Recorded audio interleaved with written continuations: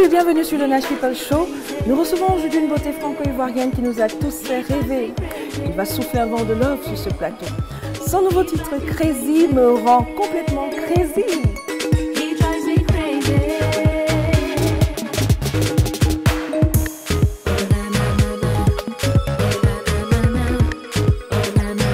Un voyage à travers la sensualité de sa voix et le pluriculturalisme de son univers musical.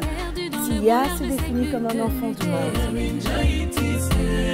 Je m'envole avec toi dans un tourbillon de baisers. Belle, talentueuse et sensuelle, Tia est notre déesse du jour. Le saut en avant. C'est parti. Salut tout le monde, c'est Tia. Je vous invite à découvrir mon dernier single Crazy parce qu'on est tous crazy et ça se passe sur Nash People TV. Au bosso, on avance.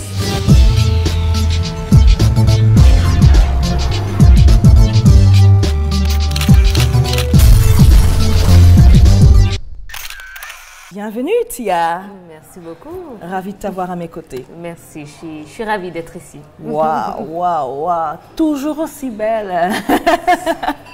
Magnifique en tout cas. Quand on te regarde et quand on me regarde, on ne sait pas qui est la célébrité. Dis donc. Ah là là, tu m'as tué, tu m'as mis à terre. Celle-là, je ne l'attendais pas. En tout cas, merci. Voilà Tia, tu viens de sortir un single, mais oui. moi j'appelle ça la dynamite crazy. Parce que crazy, tu es vraiment crazy pour dire crazy. Exactement. Sur le single. Alors, c'est une histoire d'amour, une fois de plus, qui se termine de la manière dont on sait dans le clip. Oui. Est-ce que Tia s'adresse à quelqu'un? Pas forcément, je ne visais pas quelqu'un en écrivant ça, mais je crois que c'est quelque chose dans lequel les femmes se retrouvent un petit peu, parce que qui n'est pas tombé sur un beau parleur, qui n'est pas tombé sur un homme qui te raconte beaucoup de bêtises et puis au final tu te rends compte qu'il a une double, une triple, une quadruple vie derrière. Ouais. Donc aujourd'hui je crois que c'est quelque chose qui est tellement rentré dans les mœurs qu'il fallait un petit peu dénoncer ça. Il m'a dit qu'il voulait dans sa vie une femme qu'il aimerait sans répit, qui ferait de lui un homme épanoui, qui serait même un bon mari. Mais je ne sais pas, une voix me dit n'y va pas. En tout cas, bravo. Moi, j'adore le clip parce que je vais te dire que tu as exaucé le rêve de beaucoup de femmes, déjà le mien. Parce que quand je vois comment tu entartes ce mec, j'ai l'impression, je vois tous mes ex là qui m'ont... Voilà, il y a eu un petit peu de vengeance. Voilà. Mais c'est tellement réaliste que je me dis, le mec, il a dû sentir passer. Hein. Bon, il a eu un peu mal sur le coup. Je ne vais pas dire le contraire. D'ailleurs, je m'en excuse une fois de plus. Voilà. Mais en tout cas, c'est bien fait pour lui. Non, il a payé pour tous les hommes. Voilà, voilà, exactement. Mais en tout cas, j'adore la musique. C'est vraiment une super mélodie. Seulement l'intrigue, je ne sais pas comment tu fais pour arriver à trouver un autre mec et banquer l'autre le jour du mariage. Mais toi aussi, tu étais dans le double jeu, il paraît. Voilà, tout à fait. C'est pour leur montrer à ces hommes que tout ce que vous faites là, on est capable de faire. Et quand on fait, c'est encore pire que C'est encore pire que nous. Voilà. Voilà, exactement. La vengeance, elle est encore plus forte. Je vais lui montrer qui a mis l'eau dans le coco. Oh nanana, yeah. Oh nanana, oh nanana. Tiens, mais c'est qui lui? Et c'est toi qui l'as composé ce titre-là? J'ai écrit le texte, j'ai fait la mélodie. Et puis à la production, ce sont des jeunes, dont un en particulier qui s'appelle DJ Mystical. Oui. Salut DJ Mystical. C'est ton compatriote camerounais d'ailleurs. Voilà. Allez. On dit quoi mon frère? Qui est très présent en tout cas sur la place parisienne et puis internationale aussi. Donc au niveau des DJ camerounais, voilà, il est en place. Ah, super. Et puis c'est lui qui a composé le titre, qui me l'a proposé. Et puis l'aventure commence. Génial. Et puis ça se passe très très bien. Je sais également que tu n'aimes pas cantonner dans le rôle de chanteuse afro-caribéenne ou chanteuse de ci, de ça. Tu aimes être chanteuse tout court. Qu'est-ce qui te gêne dans le fait de te coller une étiquette de chanteuse de ci, de ça? Parce que malheureusement aujourd'hui, quand on dit Tia est chanteuse de zouk, quand Tia propose autre chose que du zouk, les gens ne comprennent pas forcément. Alors tu as toujours ceux qui disent oui mais c'était mieux ce qu'elle faisait avant. ne cherchent pas à comprendre la démarche voilà, j'ai besoin de faire autre chose et puis j'ai toujours eu cette liberté de faire les choses comme j'avais envie de les faire. Donc c'est pour ça quand on dit oui, tu es chanteuse de zouk, non, je ne suis pas chanteuse de zouk, je suis une chanteuse, je suis une artiste, auteur, interprète et puis voilà, quand j'ai une inspiration sur tel ou tel style de musique, ben, c'est ce que je fais, tout simplement. Ouais. Et alors tu as été révélée au grand public avec le fameux On dit quoi? Oui. Le fameux. Le fameux On dit quoi qui est resté dans nos têtes. D'ailleurs, on a eu Kesha aussi sur le plateau. Voilà, on a repensé un petit peu à ces années-là, voilà, qui étaient de très très belles années aussi. Et il y a eu aussi ton titre Trop de souffrance, que j'adore. Et alors, il y a eu une panoplie de titres comme ça qui ont vraiment marqué les esprits, les cœurs. Mais simplement, moi, j'ai envie de te demander de tous ces titres, quel est celui que toi, tu préfères? Alors là, est-ce qu'il y a un qui te parle plus qu'un autre? Non, pas du tout. Chaque titre a été fait à un moment précis de ma vie. Alors, tu as des titres qui sont vraiment issus d'histoires personnelles, comme Trop de souffrance. Oui. Donc, c'est vrai que ce morceau a une saveur particulière, je dirais, parce qu'il fait référence à quelqu'un, vraiment. Mais après, tu as beaucoup de titres qui sont cachés à l'intérieur des albums que j'affectionne énormément.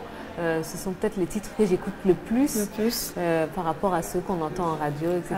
Donc, non, je dirais que chaque chanson que j'ai écrite a une saveur particulière parce qu'elle correspond à une personne, elle correspond à un état d'esprit sur le moment. Période. Voilà, donc j'ai pas de préférence, honnêtement. Trop de souffrance dans mon cœur. Je sens l'absence. Sans toi, je sens dans le malheur. Je repense.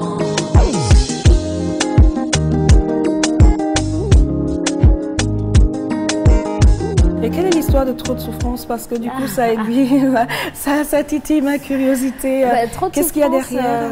Contrairement au clip qui parle d'une histoire d'amour, c'est pas du tout ça. Trop de souffrance, ça a été une chanson que j'ai écrite en hommage à une amie que j'ai perdue maintenant il y a un certain nombre d'années, qui est décédée dans un accident de voiture.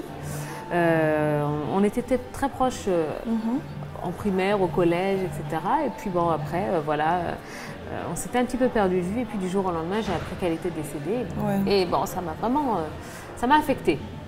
Et j'étais en pleine préparation de l'album. Et puis j'ai eu envie, en tout cas, à ma manière, de lui rendre hommage.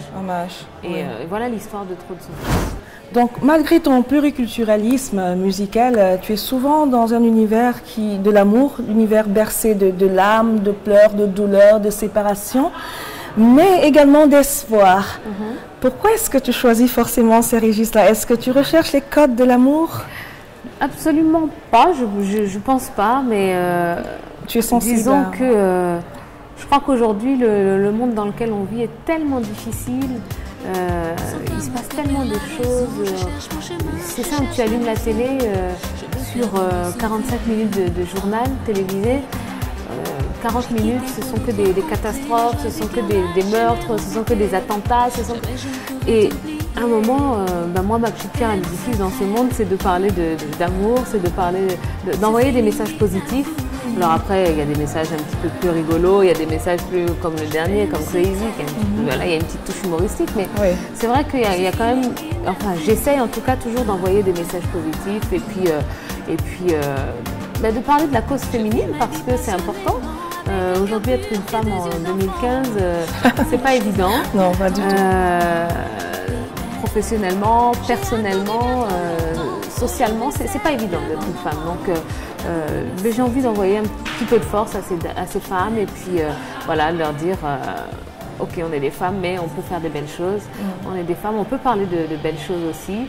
Et puis voilà, toujours dans la positivité. Voilà. Oui. C'est ça. Oui. Et alors, il y a 5 ans ici, j'ai suivi une interview de toi où tu disais comme ça que civilement, tu étais célibataire. Est-ce que ça a changé depuis lors? Non, je n'ai toujours pas d'alliance. Oh mon Dieu! Alors, c'est une bague ah oui, j'ai cru, qui m'a été offerte par mon grand frère. Oui.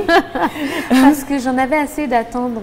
Ah oui. Et je m'étais toujours dit, la première bague que je porterai. Celle de ton chéri, ton mari. Exactement. Et puis j'en ai eu assez d'attendre, d'avoir les mains nues comme ça. Alors j'ai demandé à mon grand frère de m'offrir ma première bague. Wow. Et voilà, et puis c'est une bague que je porte très c'est génial, elle est magnifique en plus. Merci beaucoup. Elle est magnifique. Ce prince charmant là, tu l'attends toujours ou... Non, le prince charmant est trouvé, je pense. Mais qui se dépêche là. Dépêche-toi, mais c'est pas possible. T'es là. Non, le prince charmant est trouvé. On vient d'avoir une merveilleuse petite fille. Oui, je sais. Félicitations en tout cas. Merci beaucoup. Oui. Et voilà, donc après, non, les choses se font naturellement. J'étais comme si je croyais en toutes les bêtises qu'il me disait. Je l'écoutais d'un air amoureux, comme si je n'avais pu trouver mieux. Et j'ai commencé à l'observer, analyser ce qu'il me disait. Et c'est quand je l'ai fait surveiller que tout s'est gâté. Je l'ai vu au bras de Lola, je l'ai vu embrasser Sabrina. Il faisait la cour à Daniela, mais ce gars-là, il se fout de moi. Une belle carrière, Tia, qui dure depuis des années. Donc tu as chanté avec des artistes très connus, Kesha, Fally, et voilà, bien d'autres encore. Voilà, tu as fait plusieurs albums, plusieurs titres. Et de quoi rêves-tu aujourd'hui? Tu sais, on me demande souvent, oui, avec qui aimerais-tu, avec qui rêves-tu de collaborer? De collaborer aussi. Il y a beaucoup de personnes avec qui j'aimerais travailler. Il en reste beaucoup. Ce que j'ai fait, c'est un grain de sable dans l'océan, j'ai envie de dire. Mais non, il y a beaucoup de personnes avec lesquelles j'aimerais travailler. Mais après, mon fantasme musical, peut-être, c'est de proposer des vrais concerts, des gros concerts un petit peu partout en Afrique. Voilà, ça...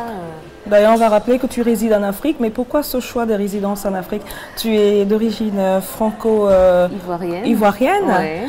Donc, pourquoi ce choix de vivre en Afrique? Parce que ça a toujours été dans mes plans.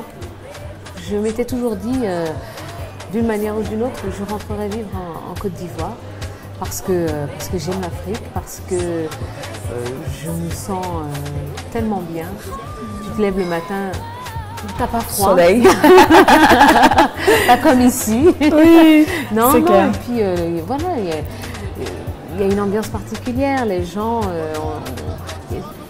dégagent quelque chose de particulier. Donc je m'étais toujours dit qu'à plus ou moins long terme, je retournerai. Après, les choses se sont accélérées parce que personnellement, j'ai trouvé peut-être mon équilibre là-bas. Et puis musicalement aussi, c'est plus intéressant pour moi. Ça m'évite de faire 5, 6, 7 heures d'avion à chaque fois pour aller donner des concerts maintenant. Ça me fait 1h30, 2 heures de vol. Bon, c'est plus facile, je dirais, pour moi. Et puis au niveau des opportunités professionnelles, il y a énormément là-bas. Là, tu vas manger, oh, si tu sais décaler. On va te couper, décaler. Seulement couper pour décaler. Couper, décaler. Faut couper pour décaler. Faut couper pour décaler. Couper, décaler. Faut couper pour décaler. il y a énormément de choses. Et puis d'ailleurs, depuis quelques temps, je suis revenue un petit peu à mes premières amours que sont le journalisme. Waouh! Voilà. Sérieux? Là-bas, donc j'anime une émission sur une grande radio en Côte d'Ivoire. Donc, super.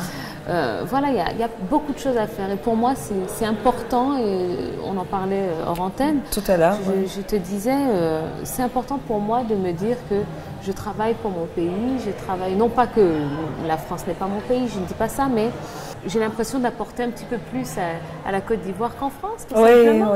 La France a peut-être un petit peu moins besoin de moi que la Côte d'Ivoire. J'ai peut-être un petit peu moins de choses à offrir, voilà.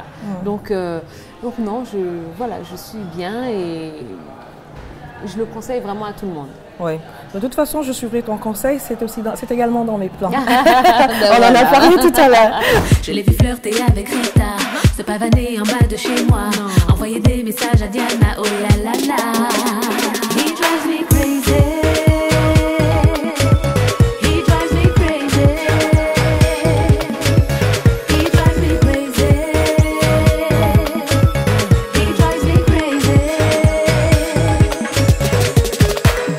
Tiens, mais c'est qui lui? C'est quoi cette surprise là?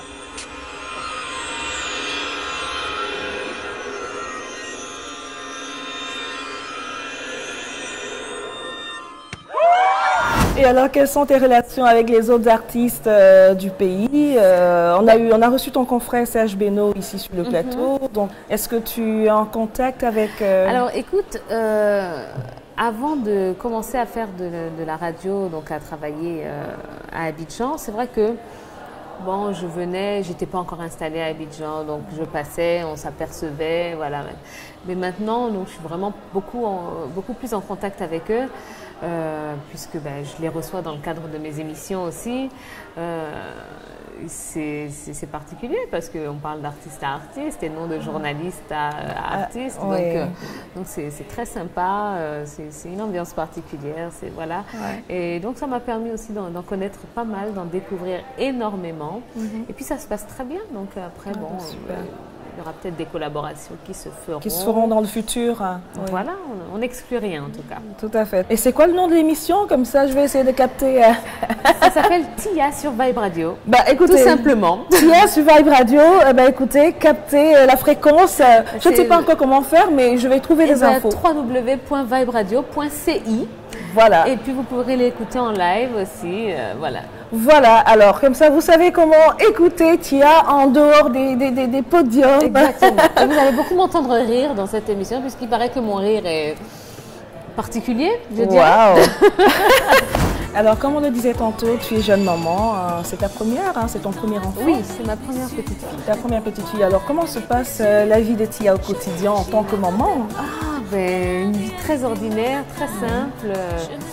Je me réveille le matin.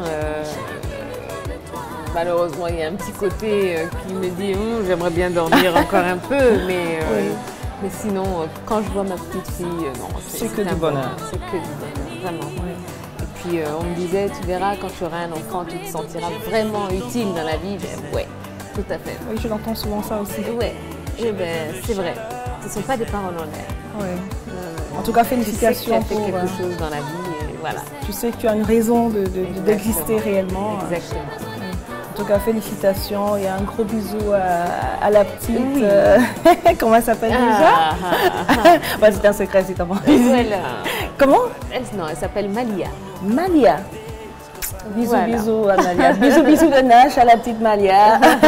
Dans tes chansons, tu peux chanter autant en lingala que tu chantes en français ou en capvédien, je pense. Est-ce que tu parles toutes ces langues? Absolument pas. C'est vrai? Le mythe est tombé, bam! Mais non, c'est pas un mythe. Je me suis jamais vantée de parler toutes ces langues. Mais c'est ce que les autres croient. Non, en fait, mes langues se limitent au français, à l'anglais, à l'espagnol, un peu de la langue de chez moi, le guéré. Qui est le guéré, mais voilà. C'est de BT ou c'est de quoi? Je sais qu'il y a des BT. C'est autre chose, hein? C'est autre chose. D'accord, ok. Certains disent les cousins des BT, mais bon. D'accord. C'est dans la même dans la même en zone. Tout cas, voilà. Mais non, je parle lingala phonétiquement. Oui. Donc les chansons que j'ai eu à interpréter en lingala, ce sont des chansons, par exemple celle avec Fally. Donc c'est Fally qui l'a écrite et composée. Et puis je lui ai dit bon vas-y, lis-moi les paroles. Alors et puis je les écrivais comme je les entendais, voilà, phonétiquement. Et puis c'est comme ça que j'ai appris à les chanter, tout simplement. Et je ne comprends pas le lingala, mais il paraît que tu étais vachement convaincante dans ta prestation. On aurait pensé que tu étais c'est ce que les gens disent. Congolaise. Donc, oui, merci, mais non, je parle pas. Je sais dire une petite phrase que je sors à chaque fois. Nalingio? Non, pas du tout. Quelle phrase? Mingi Kozala na Congo. Ça veut dire je suis très heureuse d'être au Congo.